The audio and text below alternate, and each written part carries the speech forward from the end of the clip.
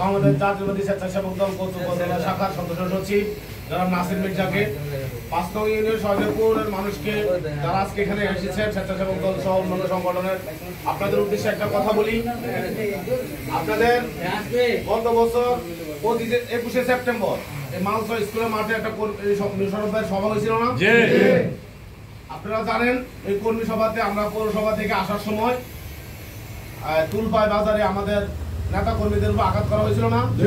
সেই আঘাতে আমার চাচাতো ভাই এবং আমার আপন বড় ভাই আঘাতপ্রাপ্ত হয়েছিল।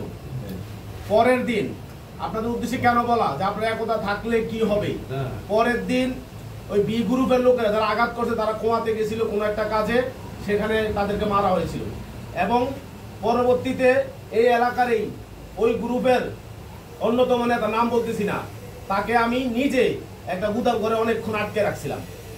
সুতরাং বলি আপনারা একতাবদ্ধ থাকেন। একতাবদ্ধ থাকলে আপনাদের যদি কোনো ক্ষয়ক্ষতি বা আপনারা ধানের শীষের পক্ষে কাজ করতে গেলে যদি কোনো আঘাতপ্রাপ্ত হন বা কোনো ক্ষতির মুখে হন সেটা আমাদেরকে জানাবেন। আমরা উপজেলা নেতৃবৃন্দ যারা আছি তারা সেটার বিরুদ্ধে অবশ্যই অ্যাকশন নিব। দ্বিতীয়ত একটা কথা বলি, আমাদের এখানে আজকে উপস্থিত নাই সময়ের কারণে। আপনাদের এলাকার আমাদের স্বেচ্ছাসেবক দলের অন্যতম যুগ্ম আহ্বায়ক মনিরুজ্জামান ডলারকে আপনারা সবাই চিনেন তো? তিনি আমাদের সাথে একতাবদ্ধ হয়ে কাজ করছেন, তিনি আসতেছেন, প্রতিমধ্যে আসে। আর একটা কথা বলে শেষ করি, দেখেন এখানে আমি একটা নাম দেখছি আইসা এবং সরাসরি দেখছি মোহাম্মদ আবু ইউসুফ ভাই আছেন না এখানে? এই ইউসুফ ভাই জানে এই রাজনীতি করার কারণে আমি নিজে কচুয়া থানায় 9টা মামলার আসামি হই, ঢাকা 2টা মামলার আসামি হই। অ্যাডভোকেট মাসুদ ভাই তখন ছিল, উনি এখন মাসুদ ভাই এখানে আছেন মনে হয় নাকি?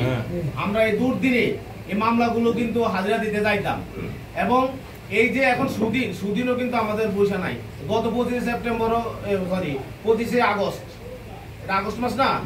এই আমারও কয়েকদিন আগে একটা ওয়ারেন্ট হয়েছে যে আমার এখন মামলাগুলো দেখে অ্যাডভোকেট সাদা সরকার শাওন, এই যে এখন আছে দুজন অ্যাডভোকেট, একজন মুহুরি আর একজন অ্যাডভোকেট এখানে আছে, ওনারা সাক্ষী যে রাজপথ থেকে এই হাসিনা বিরোধী রাজনীতি করতে গিয়ে কোচুয়া উপজেলা এবং ঢাকায় আমরা অনেক পরিশ্রম করছি, মামলা হামলা 175 দিন জেলও কেটেছি।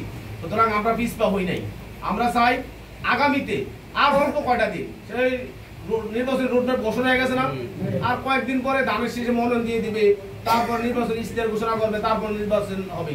তা আমরা কিন্তু এটা শিওর এবং আমরা জানি, আমরা যখন আমি নিজে যখন বিশ্ববিদ্যালয়ের ছাত্রদল রাজনীতি করেছি, আমরা সেখানে কেন্দ্রীয় বিভিন্ন নেতা কর্মীদের সাথে চলাফেরা করি, সেখানে আমরা জানি এবং আমরা এটা শিওর হয়ে গেছি যে আগামী 2026 সালের ফেব্রুয়ারি মাসের যে নির্বাচন, সেই নির্বাচনে চাঁদপুর এক কচু আসন থেকে মনোনীত হয়ে গেছেন অলরেডি কে?